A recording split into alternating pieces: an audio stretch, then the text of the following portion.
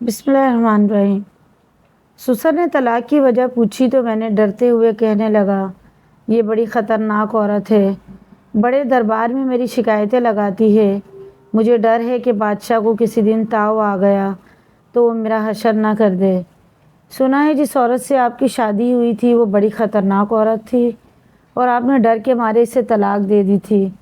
برگد کے درخت کے نیچے کرسی پر بیٹھے ایک خاموش تباہ بوڑھے سے ایک منچلے نے استہزائیہ لہجے میں سوال کیا۔ ساتھ ہی قریب بیٹھے نوجوانوں کی ٹولی نے آنکھوں ہی آنکھوں میں ایک دوسرے کو ہنس کر دیکھا۔ اللہ بخشے، اسے بہت اچھی عورت تھی۔ بنا ناراض ہوئے، بغیر غصہ کیے، بابا جی کی طرف سے ایک مطمئن جواب آیا۔ مسکراہٹیں سمٹیں۔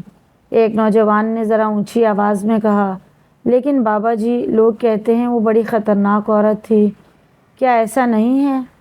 بابا جی نے کچھ دیر خاموش رہنے کے بعد کہنے لگے، کہتے تو ٹھیک ہی ہیں، وہ عورت واقعی بڑی خطرناک تھی اور حقیقتاً میں نے ہر ڈر کے مارے اسے طلاق دی تھی۔ نوجوان جوشیلے انداز میں بولا، یہ بات تو مردانگی کے خلاف ہے، عورت سے ڈرنا کہاں کی بہادری ہے۔ بوڑھا پرسکون انداز میں بولا، میں عورت سے نہیں ڈرتا تھا، میں تو اس سے ڈرتا تھا جس تک اس کی رسائی تھی۔ بوڑھے کے پرسکون جواب نے جوانوں کو حیرت میں ڈال دیا۔ نوجوان بولے، ایسی عورتوں کو تو جہنم میں ہونا چاہیے۔ لا حول ولا قوت۔ کہاں آپ جیسا شریف النفس آدمی، کہاں وہ خطرناک عورت۔ اچھا کیا چھوڑ دیا اسے۔ نوجوانوں کے لہجے میں غصہ تھا۔ بوڑھے کی متجسس زندگی کا پٹارا کھل کر سامنے آ گیا تھا۔ تجسس ختم ہوا، اب سب باری باری منتشر ہونے لگے۔ جانے والوں نے عنوان پڑھ لیا تھا اور بقیہ کہانی خود بنانی تھی۔ جو رہ گئے تھے وہ وہی تھے جو اصل کہانی جاننا چاہتے تھے۔ بوڑھے نے اپنی داستان شروع کی اور بولنا شروع کیا اور کہا، میں بھی ایسا ہی سوچتا تھا کہ اسے جہنم میں ہی ہونا چاہیے، تبھی میں نے اسے جہنم جیسی زندگی دی تھی۔ بوڑھی آنکھوں میں اضطراب اتر آیا۔ یہ تب کی بات ہے جب میں سرکار کے ہاں 1 روپیہ ماہوار پر ملازم ہوا۔ میری ماں چاہتی تھی کہ میری شادی ہو جائے۔ رشتہ ڈھونڈا گیا، ایک مونگ پھلی فروش کی بیٹی میری ماں کو پسند آئی، سلیقہ مند، خوبصورت اور ایک دم خاموش طبع۔ مجھے اس رشتے پر اعتراض تھا کہ وہ ایک مونگ پھلی بیچنے والے کی بیٹی تھی۔ مزدور کی اولاد کو پیٹ کی فکر رہتی ہے، تربیت کی نہیں۔ تربیت بڑے گھرانوں میں کی جاتی ہے جہاں افلاس آنکھوں کی روشنی چھیننے سے قاصر ہوتا ہے، لیکن وہ لڑکی میری ماں کو ایسی پسند تھی کہ اماں اس کے علاوہ کسی کا نام نہیں سننا چاہتی تھیں۔ پھر وہ بیاہ کر میرے گھر آ گئی۔ رخصتی کے وقت اس کے باپ نے مجھے کہا، میری بیٹی سیدھی سادی ہے، اسے دنیا داری کا کوئی خاص پتہ نہیں، اگر کہیں کوئی بھول چوک ہو جائے تو معاف کر دینا، اور ہاں، ہے بڑے دل والی، اپنے سائیں کو خوش رکھے گی۔ وہ بالکل ویسی ہی تھی جیسی میری ماں نے بتایا تھا، سلیقہ مند، سگھڑ اور تابعدار۔ میرے باہر کے دوستوں کے ساتھ صحبت کوئی اچھی نہیں تھی۔ ملازمت کے اوقات میں کھانا گھر سے باہر کھاتا تھا، دوستوں میں بیٹھتا، رات گئے تک محفل چلتی، پھر گھر جاتا تھا۔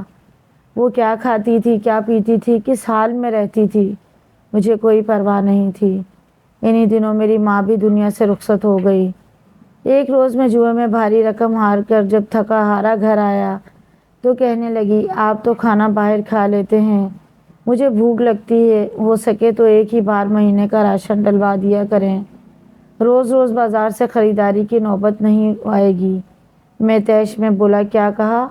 مونگ پھلی بیچنے والے کی بیٹی کی اتنی اوقات کہ مجھ سے مطالبہ کر سکے؟ ہونا تم کسی بہت بڑے باپ کی بیٹی کہ تمہیں پورے مہینے کا راشن اور خرچ چاہیے، اپنی اوقات دیکھی ہے؟ غصے میں آ کر اس پر ہاتھ اٹھایا اور گالی گلوچ بھی کی۔ میں یہ نہیں سوچ سکا کہ آخر اسے زندہ رہنے کے لیے روٹی تو ہر حال میں چاہیے تھی۔ وہ جسمانی اعتبار سے کافی کمزور تھی، مار برداشت نہیں کر سکتی تھی، پشیمانی تھی یا کچھ اور۔ وہ 2 دن تک بستر پر پڑی رہی، مجھے اس کی پرواہ بھی نہیں تھی۔ گھر ہی میں سینہ پرونا شروع کر دیا، اس کے ہاتھ کا ہنر کام آیا، یوں اس کی روٹی کا انتظام ہو گیا۔ میں پہلے سے بھی زیادہ بے پرواہ ہو گیا۔ ایک روز ہمسائے نے مجھے روک کر کہا، دن میں جب آپ گھر نہیں ہوتے تو آپ کے گھر سے باتوں کی آوازیں آتی ہیں، میرے سوا میری غیر موجودگی میں کون آتا تھا جس میں اتنی آواز سے باتیں کرتی تھی؟ میرا غصہ انتہا پر تھا، بس نہ چلتا تھا کہ اسے جان سے مار دوں، لیکن میں بس ایک موقع کی طاق میں تھا۔ ایک رات پچھلے پہر کسی کے بولنے کی آواز پر میری آنکھ کھلی۔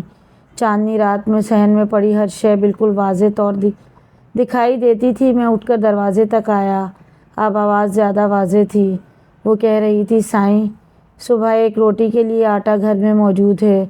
وہ ایک روٹی کھا کر چلا جائے گا، یہ سوچے بنا کہ میں سارا دن بھوکی رہوں گی۔ میری روٹی جب تک تیرے ذمے تھی تو عزت سے ملتی تھی، جب سے تو نے اپنے نائب کے ہاتھ میں دی، روٹی کے ساتھ بے عزتی اور اذیت بھی ملنے لگی۔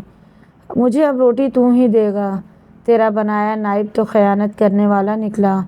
وہ میری شکایت کر رہی تھی، لیکن کس سے؟ کون تھا جو اسے روٹی دیتا تھا مجھ سے پہلے بھی؟ میں نے باہر آ کر دیکھا، وہ صحن کے بیچ چارپائی پر ہاتھ میں سوئی دھاگا اور فریم لیے خود سے باتیں کر رہی تھی۔ وہاں کوئی بھی نہ تھا۔ میرے پیروں تلے سے زمین نکل گئی۔ وہ خدا سے میری شکایت کر رہی تھی۔ وہ اس لمحے مجھے کوئی اور ہی مخلوق لگی۔ وہ بہت کم بولتی تھی، لیکن وہ کس کے ساتھ اتنا بولتی تھی؟ آج مجھے سمجھ آیا تھا، وہ تو بڑے باپ کی بیٹی تھی۔ کیسی عورت تھی جو افلاس کے ہوتے ہوئے بھی خدا شناس تھی۔ میرا جسم خوف سے کانپ رہا تھا۔ دن چڑھتے ہی میں نے سامان باندھا اور اسے اس کے گھر چھوڑ آیا۔ سسر نے طلاق کی وجہ پوچھی تو میں نے ڈرتے ہوئے کہا، یہ بڑی خطرناک عورت ہے، بڑے دربار میں میری شکایتیں لگاتی ہے۔ مجھے ڈر ہے کہ بادشاہ کو کسی دن تاؤ آ گیا تو وہ میرا حشر نہ کر دے۔ حقیقت یہ تھی کہ میں اس کے ساتھ انصاف نہیں کر سکا تھا۔ اس کا باپ گھر کی دہلیز پر کھڑا تھا، میرے پلٹنے پر کہنے لگا، میں نے تمہیں کہا بھی تھا کہ اسے دنیا داری نہیں آتی، وہ تو بس سائیں کو خوش رکھنا جانتی ہے۔ اس کی مراد خدا سے تھی اور میں خود کو سمجھا تھا۔ جب میں واپس گھر آیا تو مجھ پر انکشاف ہوا۔ رات اس نے یہی تو مانگا تھا کہ تو مجھے خود روٹی دے، تیرا نائب تو بڑا خائن نکلا، اور آج نان نفقے کا اختیار مجھ سے چھین لیا گیا تھا۔ میں بے تحاشا رویا۔ اس کا سائیں بہت بڑا تھا، اس کی رسائی جس تک تھی وہ تو دو جہانوں کا رب تھا۔ وہ جس کی ایک روٹی مجھ پر بھاری تھی، وہ اس کے لیے کیا نہیں کر سکتا تھا۔ میں واقعی ڈر گیا تھا۔ میں آج بھی ڈرتا ہوں کہ کہیں میرے حق میں اس نے کوئی بد دعا نہ کر دی ہو۔ بوڑھی آنکھوں میں نمی اتری تھی۔ میں کورے چشم سے اسے پہچان نہیں سکا۔ میں نہیں ڈرتا تھا، حالانکہ ڈرنا چاہیے تھا۔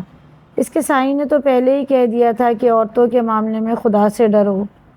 کہانی کے اختتام تک صرف ایک نوجوان بابا جی کے پاس بیٹھا تھا، جو شاید حقیقت تک رسائی کی کوشش میں تھا۔ روایات، حکایات اور کہانیاں بہت سے لوگ جانتے اور سنتے ہیں، لیکن حقیقت تک پہنچنے والے بہت کم لوگ ہوتے ہیں۔ مزید ایسی ویڈیوز کے لیے چینل کو ضرور سبسکرائب کریں۔ ویڈیو پسند آئے تو لائک، شیئر، کمنٹ کیجیے۔